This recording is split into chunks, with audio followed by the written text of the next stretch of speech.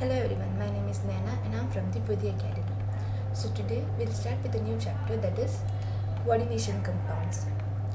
Now, in in the previous unit, that is on the chapter D and F block elements, we have seen that transition metals form a large number of coordination compounds in which metal atoms are bound to a number of anions or neutral molecules by sharing of electrons.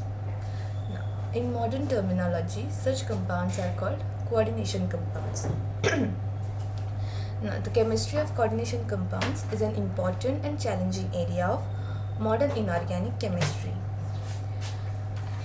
Now, this concept of coordination compounds was later proven by the Werner's theory of coordination compounds. Now, Alfred Werner was a Swiss chemist who first formulated his ideas about the structures of coordination compounds. He prepared and characterized a large number of coordination compounds and studied their physical and chemical behavior by simple experimental techniques. Now, Alfred Werner, he is the Swiss chemist who first formulated the concept of structures of coordination compounds. Now, he prepared and characterized a large number of coordination compounds on the basis of their physical and chemical behavior by simple experimental techniques. Now, then Werner proposed two concepts of primary valency and secondary valency. Now, binary compounds like CrCl3, COCl2, okay, these are binary compounds. They carry a primary valency of 2, 3, 3, 2 and 2 respectively. Now, in a series of compounds of cobalt 3 chloride with ammonia, it was found that some of the chloride ions can be precipitated as AgCl, that is silver chloride, if we add excess of silver nitrate to the solution in cold, but some remained in the solution. 1 molar of COCl3 in 6 ammonia, okay, gives you a yellow color compound, and it gives you 3 mole of AgCl separately, which is precipitated. Similarly, when we have 5 ammonia associated with cobalt chloride, it gives a purple color compound. It has 2 mole of AgCl. Now here similar things are there. Now, these observations when put together results in conductivity, okay, or conductivity measurements of solutions can be explained if 6 groups in all either chloride ions or ammonium ions or both remain bonded to the cobalt during the reaction. So you can explain the conductivity measurements if all the 6 groups in all, okay, 6 groups in all, either the ammonia or the chloride, okay, either of them, if they remain bonded to the cobalt during the reaction, or the compounds are formulated as shown in 9.1 table, these compounds, where the atoms within the square brackets form a single entity which does not dissociate under the reaction condition.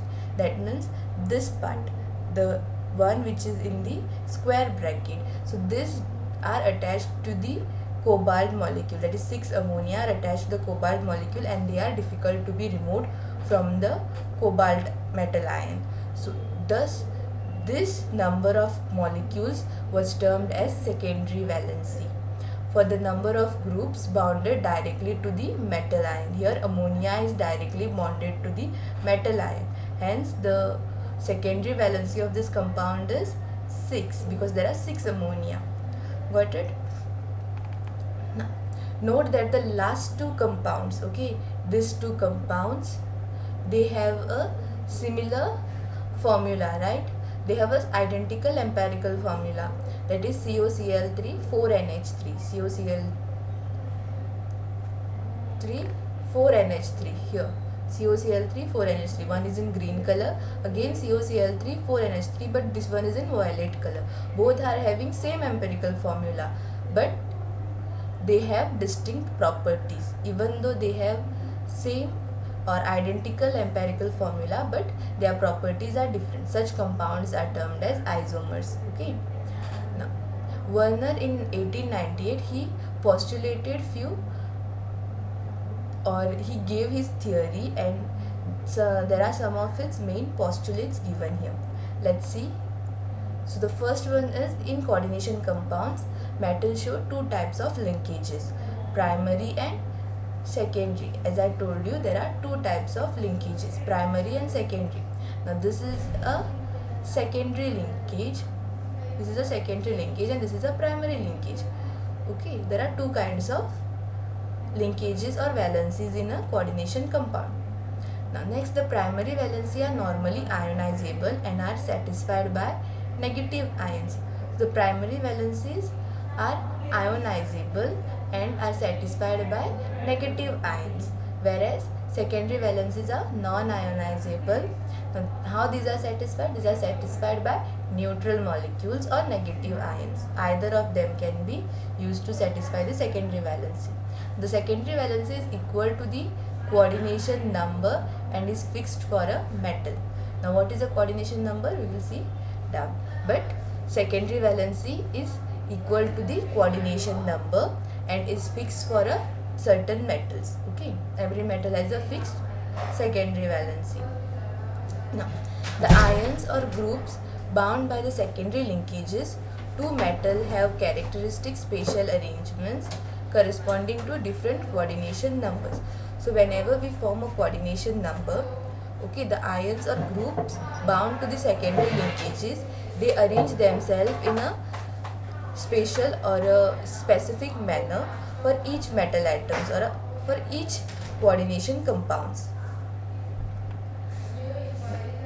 In modern formulations, such spatial arrangements are called coordination polyhedron. So when they are arranged in a specific manner, they are called as coordination polyhedron. Now the species with the square bracket are coordination entities or complexes, and the ions outside the square brackets are counter ions. Now I'll tell you what counter ions and coordination entities are. Now these are coordination entities and this is a counter ion. Okay. He further postulated that octahedral, tetrahedral and square planar geometrical shapes are common in coordination compounds of transition metal. So further, according to his postulations, he stated that there can be octahedral, tetrahedral and square planar geometrical shapes are more common in the coordination compounds, okay, of transition metals. Thus, these are some examples of transition metals where these three possesses an octahedral entity, whereas these two are tetrahedral and square planar respectively. Okay.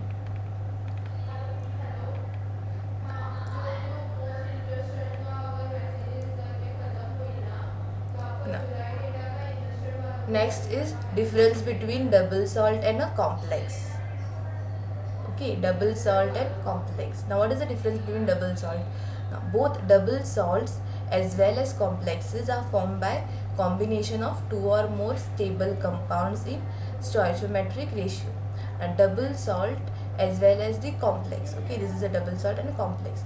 Both are formed by the combination of two or more stable compounds in stoichiometric ratio. However, they differ in the fact that double salts are carnallite, that is KCl MgCl.6H2, which is a more salt, and potash alum, etc. dissociate into simple ions completely when dissolved in water. However, complex ions such as FeCN6 4- or K4FeCN6 do not dissociate into Fe2+ and Cn- ions. Now, what is the difference? Even though both of them are made of two or more stable compounds, okay, but double salt is dissolved in water. It completely dissociates into simple ions when dissolved in water, whereas complex, it doesn't dissociate into simpler molecules when dissolved in water. Okay, so what is the similarity of double salt and complex? Similarity is both of them are made up of two or more stable compound. Okay, both of them are made up of both of them are made by combining two or more stable compound. This is the similarity. What is the difference? Difference is that double salt, it dissociates completely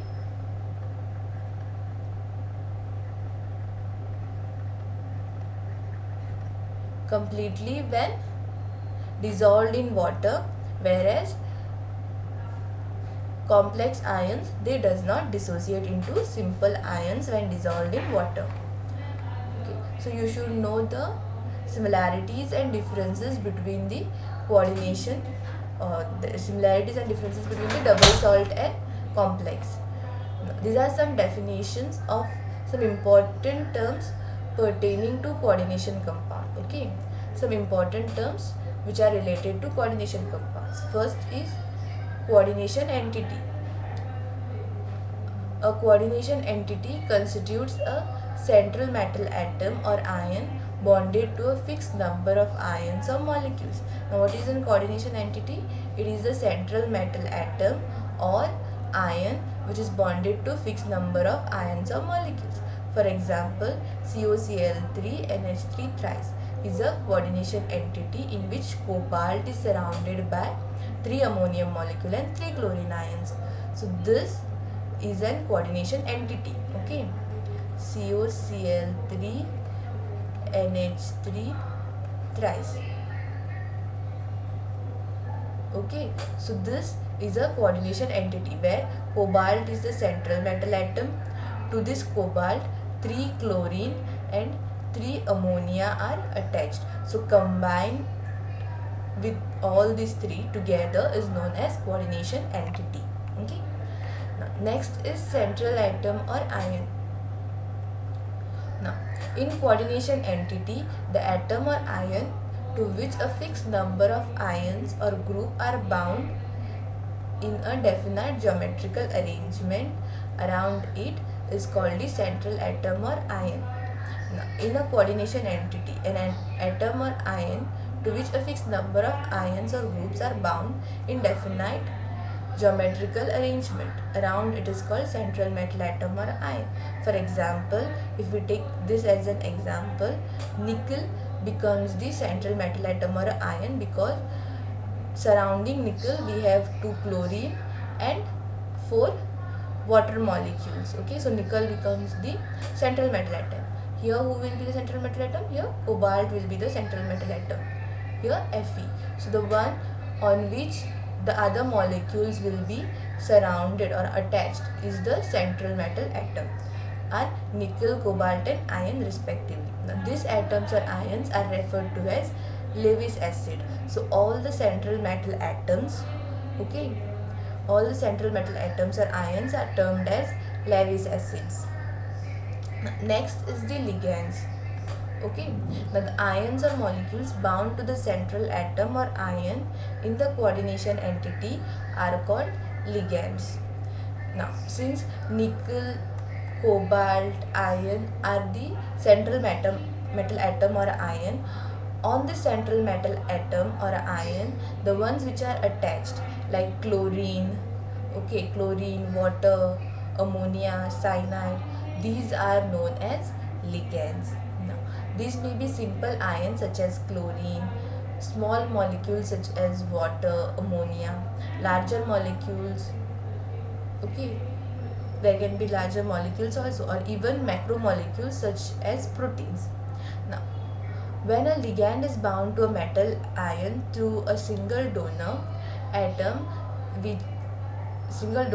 as with chlorine, water, ammonia, the ligand is said to be unidentate. Now what is unidentate means? They are only giving one electron. Okay, when metal atoms are bound through single donor means only one molecule is attached. Okay, means here only one electron is donated. They are joined together by one electron. So that is a unidentate. Now, when a ligand can bind through two donor atoms, as in case of ethane 1,2-diamine or oxalate, the ligand is said to be didentate. So when there can be two donor atoms, it is said to be didentate, means it can either bind from this direction also or this direction also. Okay, that is a didentate.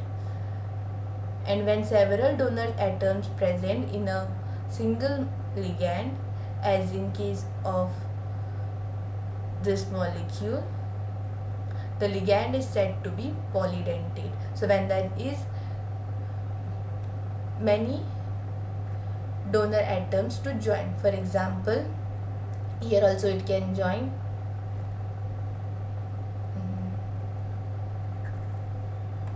for example 1, 2, 3 and 4. There are 4 ions which are ready to make bonds. Okay, so these are polydentate. Now, ethylene diamine tetraacetate ion, that is EDTA, is an important hexadentate ligand. So EDTA, it is very important as a ligand because it is hexadentate. Hexadentate means it has 6 such free sites to form bonds. Okay, now here you can see 4, but EDTA has 6 such sites to form the bond. So it is a important hexadentate ligand. It can bind through 2 nitrogen and 4 oxygen. So there are 2 nitrogens and 4 oxygen atoms to the central metal ion which are available for bonding. Hence it is a hexadentate. Now, when a di or polydentate ligand uses its 2 or more donor atoms simultaneously to bind a single metal ion, it is said to be a chelate ligand. Now what is a chelate ligand? When there are 2 or more ligand which uses 2 or more donor atoms simultaneously to bind a single metal atom. Okay, so when there are more ligands and both of them are binding to a single metal atom at a time, it is said to be a chelate ligand. Now the number of such ligating groups is called the denticity. So when there are such groups, they are called as denticity of the ligand. Such complexes are called chelate complexes, tend to be more stable than similar complexes containing unidentate ligands. So chelate complexes, they are more stable than the simple complexes containing unidentate ligands. Now ligand which has 2 different donor atoms and either of the 2 ligates in the complex is called ambidentate ligand. For example, ligands are the NO2, that is nitride, and thiocyanide ions. Now nitrate ions can coordinate either through nitrogen or through oxygen to a central metal atom or ion. Similarly, thiocyanide ions can coordinate through sulfur or nitrogen. Now, these are known as ambidentate, means either one of them can bind to the metal atom. Now for NO2, nitrogen also can bind to the metal atom, oxygen can also bind to the metal atom. Now thiocyanide, sulfur also can bind to the central metal atom, nitrogen can also bind to the central metal atom. So a molecule which contains 2 such atoms which can bind to the atomic or which can bind to the central metal atom, these are known as ambidentate ligands. Now next is the coordination compounds. Okay, coordination number. The coordination number Cn of a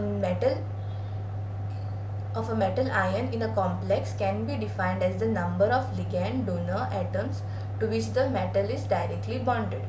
For example, in the complex ions PtCl6, that is platinum platinum chloride 6, and NiNH3 4 2+. The coordination number of platinum and nickel are 6 and 4. So what is the coordination number? The number of ligands, okay, or the number of molecules which bind to the central metal atom. Okay, on the central metal atom how many number of ligands are binding. This number is known as coordination number. Okay. Now similarly in complex ions, the coordination number of both is 6 because C2O4 minus and En are didentate ligands. Now why here complex compounds like Fe, C2O4 3 and COEN3. Now in both these cases the coordination number is 6. Since here the number is 3, why the coordination number is 6 is because C2O4 and En, okay, both these are didentate. Didentate means they have two spots which can bind to the central metal atom. So 3 into 2, it is 6. So it is a 6 coordination number. Now it is important to note here that coordination number of the central atom or ion is determined only by the number of sigma bonds formed by the ligand with central atom or ion. Pi bonds, if formed between the ligand and the central metal atom or ion, are not counted for this purpose. So this coordination number is only for the sigma bonds which are formed. Pi bonds are not counted here. Okay. Next is the coordination sphere. Now what is a coordination sphere? The central atom or ion and the ligands attached to it are enclosed in a square bracket and is collectively termed as coordination sphere. Now, this is a coordination sphere. The entire thing in this square bracket. So this square bracket is known as coordination sphere. Next is coordination polyhedron. Now the spatial arrangement of the ligand or atoms which are directly attached to the central atom or ion defines a coordination polyhedron about the central atom. What is coordination polyhedron? It is the spatial arrangement of a molecule. Okay. Spatial arrangement of the ligands around the central metal atom or ion is known as coordination polyhedron. Now the most common coordination polyhedra are octahedral. Now this is an octahedral, tetrahedral, square planar, trigonal bipyramidal and square pyramidal. These are the most known or common coordination polyhedron. Most common are these three: octahedral, tetrahedral and square planar. These are the most common coordination polyhedron. Next is oxidation number of central atom. Now, the oxidation number of central atom in a complex is defined as the charge it would carry if all the ligands are removed along with the electron pairs that are shared with the central atom. Now, here how we will calculate a coordination number? Coordination number is calculated when all the ligands are removed along with the electron pairs that are shared with the central atom. So if a central metal atom, when I remove all the ligands that are sharing the electrons to the central metal atom along with their electron pairs, so the number which is created is the coordination number. Now the oxidation number is represented by Roman numericals. So how we will represent the oxidation number in any molecule? It is represented by a Roman numerical in parenthesis following the name of the coordination entity. So when we start the nomenclature, I will show you the oxidation number in the nomenclature.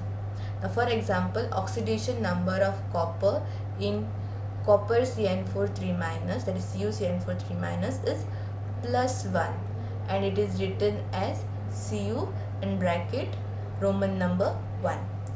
We use this in the naming process or nomenclature. Next and last one is the homoleptic or heteroleptic complexes. Now complex in which metal is bound to only one kind of donor groups are known as homoleptic. So what is homoleptic? The central metal atom will have only one kind of ligand attached to it. okay, or one kind of ligand or the donor group which is attached to it. Now complexes in which metal is bound to more than one kind of donor groups is known as heteroleptic. If homo means there will be only one kind of donor groups, then hetero will be there will be one or more kind of donor groups which are attached to it, which are known as heteroleptic.